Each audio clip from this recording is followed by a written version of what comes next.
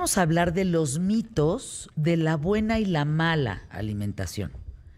Hay mitos, por ejemplo, que dicen no cenes porque engordas. Está Georgina Gómez, nutrióloga y maestra en educación nutricional aquí con nosotros. Gracias por acompañarnos. ¿Cuáles son los mitos alimentarios que tú conoces? Primero, gracias por la invitación. Me encanta estar contigo. Gracias. Hay un montón de mitos en relación a la alimentación, pero la primera cosa, el primer mensaje que me gustaría dejar es que en el caso de la alimentación y la nutrición hay que evitar pensamientos de todo o nada. Porque hoy lo que yo les puedo decir es que el plan de alimentación perfecto no existe. No existe un plan de alimentación que hoy pueda decirte con base en la ciencia y los estudios que hay un plan de alimentación perfecto que va a garantizarte la salud. ¿Por qué? Porque hay diferentes patrones de alimentación y entonces el mejor plan de alimentación para quien me esté escuchando es el que se acomoda a tu estilo de vida. Un poco, por ejemplo, me decías con el número de comidas, ¿no? En el pasado se decía hay que hacer 3 comidas en el día y 2 colaciones. Hoy son 5. Mira, que en realidad eso depende, porque el asunto en la nutrición es que mucho depende del contexto. Hoy sabemos que en realidad el número de comidas no es relevante, sino la calidad de la alimentación en su conjunto, por ejemplo, ¿no? Y también tiene que ver con el consumo de energía que tú tengas. En este sentido, lo que te puedo decir, la OMS, la Organización Mundial de la Salud, define a la alimentación correcta, y te voy a decir las palabras para que no se nos olviden con las iniciales, como EVA, y una M al final. Que sea equilibrada, eso significa que incluya todos los grupos de alimentos. La B, que sea variada, esa es la clave, que incluyas diferentes alimentos de cada grupo, que sea adecuada. ¿Y eso en qué sentido va? Que un niño pequeño tiene necesidades distintas a las de un adulto mayor, por ejemplo. Y la M, que tiene que ver con moderación. Porque si tú me dices de los mitos, hoy hay muchos mitos alrededor de la comida y la alimentación en una parte que llamamos quimiofobia. ¿Qué es eso? Entonces, mira, te quiero contar, recientemente el doctor... ¿Quimiofobia? Quimiofobia. Ajá. Y eso es muy interesante porque eso no nos ayuda a llevar una alimentación correcta. Y recientemente el doctor Agustín López Munguía, que es un investigador de la UNAM, hizo un artículo espléndido sobre la quimiofobia, y él dice, la quimiofobia es el miedo o rechazo irracional a las sustancias químicas. Y entonces el doctor dice, bueno, primero hay que identificar que todo es química. El aire que respiramos es química, el agua que bebemos es química, el cuerpo humano es química. Y entonces él dice, que me encanta mucho, dice, que la quimiofobia no se combate prohibiendo palabras difíciles. Seguramente, Fernanda, has escuchado quien diga, no comas tal alimento si tiene un ingrediente que no lo puedes pronunciar. Eso es quimiofobia. Y dice el doctor Munguía, dice, sino con educación científica y pensamiento crítico. Entonces... Pues él dice básicamente que lo natural es siempre seguro, lo artificial es tóxico. Eso es lo que él quiere combatir, justamente, porque la quimiofobia lo que viene es que generalmente... Todo es tóxico. Todo lo que no es natural es tóxico. No, al contrario. Lo que él dice es que todo, hasta lo natural, es químico. Todo es química, ¿no? Entonces, la verdad es que hoy en día muchas veces las personas no pueden llevar un plan de alimentación porque hay muchos mitos alrededor de la comida. Y entonces mi mensaje es, hagamos las paces con la comida. ¿Eso qué significa?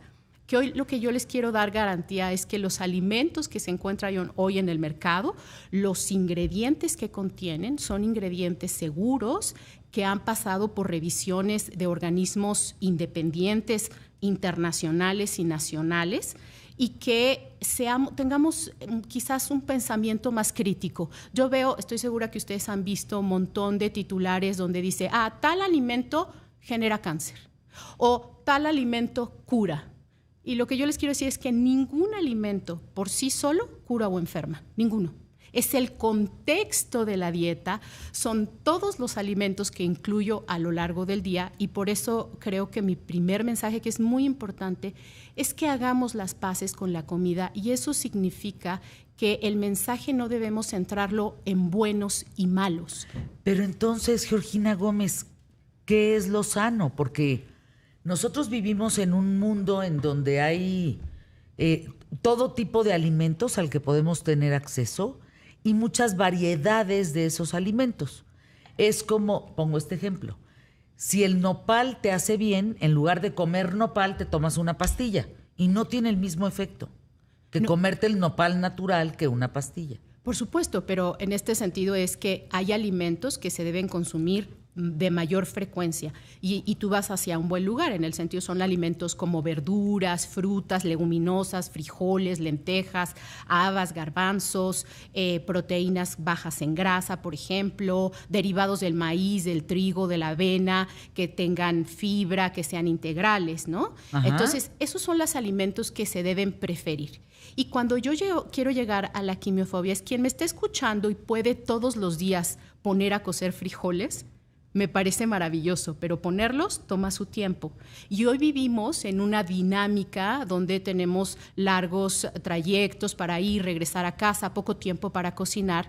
Y un mensaje que yo les quiero dejar es que la ciencia y la tecnología de los alimentos nos ayudan a tener ciertos atajos. Si yo no tengo tiempo de preparar desde cero unos frijoles, puedo utilizar unos frijoles o enlatados o deshidratados, por ejemplo, porque la ciencia y tecnología hoy nos han ayudado a tener alimentos, por ejemplo, de manera más práctica, que se conserven por mucho más tiempo. ¿Pero qué no la dosis hace el veneno?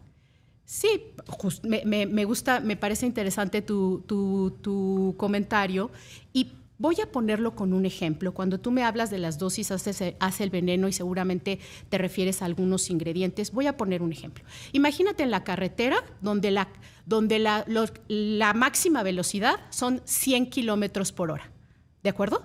Y por seguridad te dicen que solo puedes andar en ese trayecto a 1 kilómetro por hora. La máxima son 100 kilómetros por hora, pero tú solo puedes andar por seguridad a 1 kilómetro por hora. Es un margen de seguridad muy amplio, ¿estás de acuerdo? Porque si es las 100 kilómetros, pues ir a 1 kilómetro es nada, ¿de acuerdo? Con los ingredientes, con los aditivos, pasa algo similar. Un aditivo, un ingrediente, puede usarse en el equivalente a 1 kilómetro por hora, que es un consumo donde las organizaciones han mostrado que el consumo en esa dosis es segura. Y el 100 kilómetros por hora es donde ese ingrediente es el máximo uso, donde no se ha mostrado efectos adversos. Entonces, en los aditivos, cuando tú me dices de la dosis hace el veneno, que en este ejemplo lo que quiero decir es que los ingredientes tienen un margen de seguridad gigante. Ese 1 kilómetro por hora es lo que se puede usar, digamos, de manera general los ingredientes y tienen un margen de seguridad gigante para asegurar que en las cantidades cuando son consumidas sean seguros. Pero a ver, entonces, espérame tantito.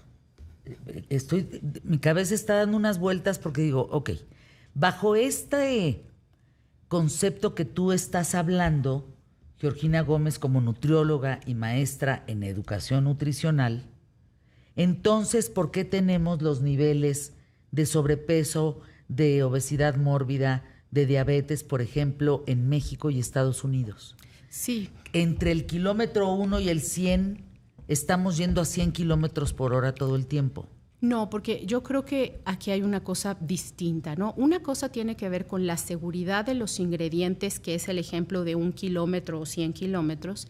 Y por otro lado, cuando hablamos del sobrepeso, la obesidad, es una problemática que influye en un montón de factores, Pero es que entra por la boca. Por supuesto, pero en este sentido lo que tiene que ver es el contenido de energía. Es decir, es verdad que hoy sabemos que las personas consumimos más calorías de las que consumimos en el pasado y gastamos menos porque tenemos menos ejercicio.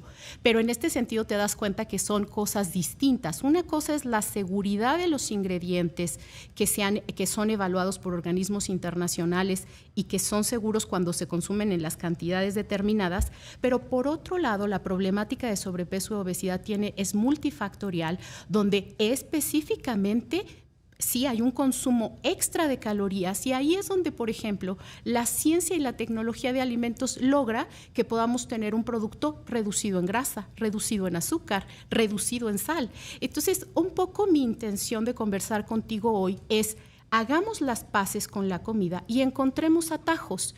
¿Cómo le puedo hacer? Si necesitamos comer más frijoles y yo no tengo tiempo, utilicemos atajos. Y la ciencia y tecnología nos da atajos para consumir, por ejemplo, frijoles en un enlatado o en un deshidratado y quitándonos ese miedo de que no, porque qué tal que esté enlatado y entonces ya no es natural. Ese es un poco el cambio. Que yo no había escuchado, Georgina, esto me parece interesante. No sé ustedes, público más inteligente de la radio y la televisión en México, ¿habían escuchado esto de quimiofobia?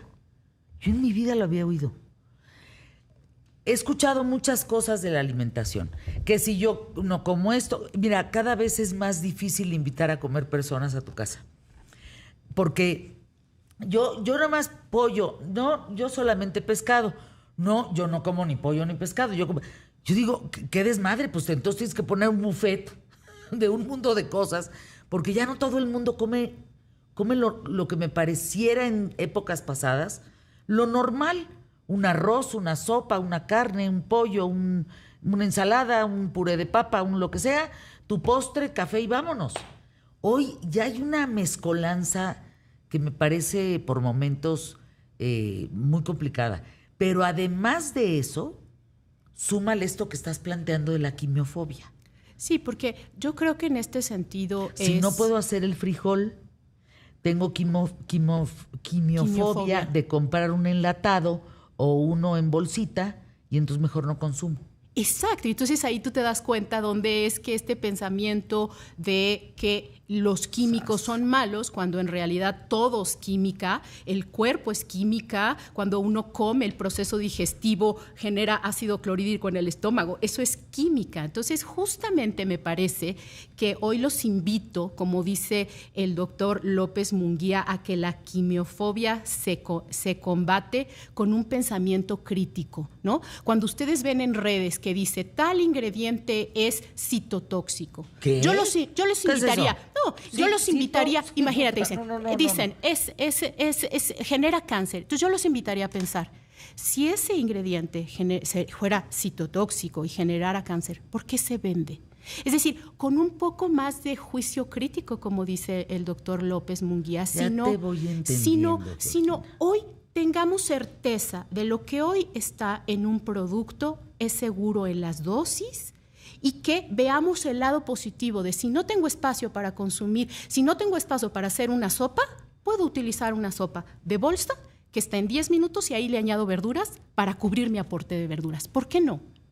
A ver, vamos a anuncios QTF, regresamos aquí en ¿Qué tal, Fernanda? Citotóxico. Les digo que luego oímos unas cosas en redes que, válgame. Voy a mencionar 10 mitos y yo te pido, Georgina Gómez, que nos hagas un breve resumen en torno a lo que voy a decir, ¿de acuerdo? Si sí o si no. 1. Comer por la noche engorda importantemente. No, y yo creo que te voy a quedar un poco mal en las respuestas, porque en la nutrición es importante el contexto. Lo que es verdad es que por la noche, digamos, el cuerpo está menos apto para, digamos, aprovechar los alimentos. Entonces, por eso se recomienda que sean, si vas a cenar, cenas ligeras, ¿no? Por ahí hay un dicho que es desayuna como un príncipe, como un rey, y cena como un mendigo, en ese sentido, ¿no? Porque, digamos, está, digamos, menos apto, por llamarlo así. Pero eso depende. Si hay quien busca la cena, pues que busque buenos alimentos para consumirlo. Y quien puede vivir sin cenar también. Es que, por ejemplo, en el norte de México, es que también usos y costumbres. En el norte, la comida fuerte es en la tarde-noche. Ahí está el asunto, porque entonces eso significa que hay un mayor contenido seguramente de grasa, por ejemplo, y de calorías. Entonces, ¿y qué hago después de cenar? Me voy a dormir, ¿no? Entonces, justo tiene mucho que ver también con el contexto. 2. El huevo es malo y eleva el colesterol. Ese es un buen ejemplo. El huevo es una proteína maravillosa y hay que comerlo completo. También podemos comer la yema porque el color es una evidencia de los nutrimentos que contiene. Entonces podemos comer diario. Huevo diario, sí. no eleva el colesterol. No. 3, los carbohidratos, es decir, pan, pasta, tortilla, etcétera, son enemigos y deben de eliminarse. No, acuérdense, la OMS dice que la dieta, las características de la dieta, y una es que es equilibrada, y eso es que incluya los carbohidratos. Los carbohidratos son la base de la alimentación. La clave es elegirlos que tengan más fibra, por ejemplo, ¿no? Pero son importantes y son necesarios en la alimentación. 4, los productos light o cero ayudan a adelgazar. Bueno, lo que sucede es que un alimento por sí mismo, como yo digo, no cura o enferma. Pero los alimentos que están reducidos en grasa, en sal, en azúcar, son una alternativa para quien busca consumir alimentos con menos grasa, son una alternativa. Y este es un buen mensaje porque allá afuera se cree que no, cuando en realidad la ciencia y tecnología ha ayudado a que tengan menos grasa, menos azúcar, menos sal, por ejemplo. Buenos días, pero luego hay productos, dice por acá Pino Valadez, ahorita voy con los mitos, que al paso del tiempo se demuestra que sí son cancerígenos. No. ¿No existe? No, eso? Te voy a poner un ejemplo. Muchos de los estudios que ustedes han visto en titulares, por ejemplo, te voy a poner ahora con otro ejemplo. Hay un estudio que dice que mientras más consumo de chocolate, mayor premios Nobel tiene el país. Mayor consumo de chocolate, mayor premios Nobel tiene el país. ¿Quién avala eso? Entonces, hay un estudio que encontró una asociación entre mayor consumo de chocolate, mayor premios Nobel. Entonces, yo te pregunto, Fernanda, ¿eso significa que si en México nos ponemos a comer mucho chocolate, mañana vamos a ganar un premio Nobel? No, ese ejemplo que acabo de hacer, eso es asociación más no causalidad. Es decir, hay una asociación que encuentra, pero no que cause. Muchos de los estudios que ustedes van a encontrar afuera son como el tema del chocolate. Hay una asociación, pero no hay evidencia que el ingrediente en sí mismo produzca una enfermedad, porque hay un montón de otros factores que están incluidos y entonces ese es el asunto. No, pues imagínense que lo cambiamos por tortilla. No, pues seríamos potencia, en fin. Número 5. Las grasas son malas y siempre engordan. No, las grasas son un nutrimento esencial y hay que consumirlas. Claro, hay que preferir grasas de origen vegetal, como el aguacate, por ejemplo, el aceite de oliva y algunos otros, pero también las grasas saturadas que vienen de origen animal también tienen funciones en el cuerpo. La clave es el equilibrio. Alberto Chavarría, yo sí le estoy entendiendo muy bien a la doctora. Me encanta. De Durango. Él dice, yo he bajado 30 kilos. Aumenté proteínas, reduje carbohidratos, consumo más verduras, desayuno, por ejemplo, un café con 4 huevos, en la comida una ensalada ligera, en la noche, en mi caso, acá en el norte de Durango, ceno fuerte, con todos mis carbohidratos y proteínas, pero cuido mis porciones también. La clave es el contexto justo del patrón alimentario completo. Es decir, un alimento por sí mismo no define la calidad de la dieta, sino la dieta en su conjunto. ¿Cuáles son todos estos alimentos? Entonces, hablamos de alimentos frecuentes como las verduras, las frutas, lo que él dice. Y entonces, aquí justo mi intención es decirle a quien me esté escuchando, ¿necesita comer más verduras? ¿Ya lo sabe? Entonces, que los congelados, que los deshidratados, que los enlatados también pueden ser una opción y por eso digo que hay que hacer las paces con la comida y que tengan certeza de que si está en el mercado es porque ha sido evaluado y es seguro. Bueno, ahí tenemos nuestras dudas, pero continuamos con los mitos. Dice Fer, ándale, que te quedan 4. ¿La fruta engorda si se come de postre o por la noche? No, la fruta puede comerse en cualquier momento del día. La fruta, además de azúcar, tiene nutrimentos, tiene vitaminas, minerales, fibra. Pero la clave es tenerlo presente. Si quiero incrementar el consumo de fruta, entonces, ¿cómo es que hago planeación? La tomo y la llevo en la bolsa para la colación. Hay que planearlo. Cierto lo que dice la doctora. Muchos se basan en simples observaciones y no en la ciencia, que no es lo mismo. Por eso hay tanto charlatán, Fer. Ernesto Juárez de Monterrey. Número 8. Tomar agua, más de 3 litros. Tomar agua en el día y durante la comida específicamente engorda. No, el agua no tiene energía y en realidad el agua debe consumirse a lo largo de todo el día. Número 9, omitir comidas ayuda a perder peso. Bueno, eso dependerá del contexto, pero hoy hay cierta evidencia, por ejemplo, que el ayuno puede ayudar, ¿no? Y en este sentido, un buen ejemplo es el ayuno podría hacerse más bien por la tarde-noche, ¿no? Porque justamente, como yo digo, es ideal mejor dejar de comer y comer por la mañana, ¿no? Porque, y tiene mucho que ver también con el contexto, ¿no? Bien lo dijiste, Fernanda, la dosis hace el veneno. Gerardo Saldívar de Colima. Si yo tomo 12 litros de agua al día, pues me voy a morir tarde o temprano. La dosis hace el veneno. Y ese es un buen ejemplo, porque el agua es muy natural. Y el exceso de exacto. agua puede generar daño. Entonces, ese es justo mi mensaje. Que yo siempre he dicho, Georgina, un día entré a McDonald's porque se me antojó mucho una hamburguesa. Y dije, bueno, pues voy a entrar a McDonald's. Dije, ay, qué rico, me senté, comí mi hamburguesa. Y había una familia frente a mí que no sabes qué manera de comer hamburguesa. O sea, cada niño se echó 3. Y yo decía, ¿cada cuándo vendrá esta familia? Yo solita echándome mi hamburguesa, ¿no? ¿Cada cuándo vendrá? Donde vengan casi diario o 2, 3 veces a la semana, ya valió gorro. Y no es culpa de McDonald's. No, pero tienes un punto en el sentido. Yo digo, un alimento por sí mismo no define la calidad de la dieta, sino la dieta en su conjunto, pero una cosa muy importante es, influye la porción, qué cantidad yo coma, claro. Influye la frecuencia, qué tanto yo lo coma. La dosis. ¿No? Y entonces, en ese sentido, ¿podemos comer un postre? Quien me esté escuchando puede comer un helado, por supuesto, pero la clave es en qué cantidad, con qué frecuencia. Todos los alimentos pueden incluirse en un plan de alimentación. Tuve una persona que trabajó conmigo, Georgina, y para quien toma Coca-Cola les va a caer un poco el tema. Le dije, ¿por qué no disminuyes la cantidad? Le puse un ejercicio ahí para que pudiera bajar un poco porque tomaba demasiada Coca-Cola. Se echaba 2 litros al día. Cuando empezó a disminuir la cantidad, me dijo, me duele la nuca, me duele la cabeza.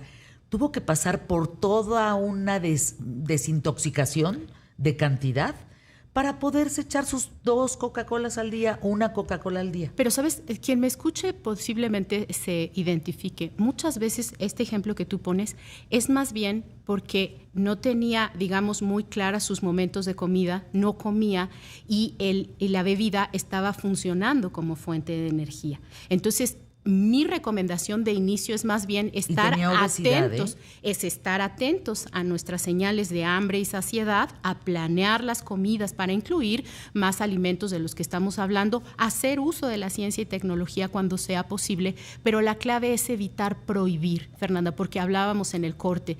Sí, me parece que el mensaje de hablar de alimentos buenos o malos, me parece que deberíamos brincarlo por ahí, sino más bien el contexto de la alimentación, porque si yo hoy te digo, no comas nunca más plátano, ¿qué es lo que se te va a antojar? Saliendo de aquí pido un plátano. Exacto. Entonces, la clave es evitar brincar esto. Sin duda en el mercado hay alimentos que tienen mejores perfiles nutricionales que otros, que tienen más graso, que tienen menos.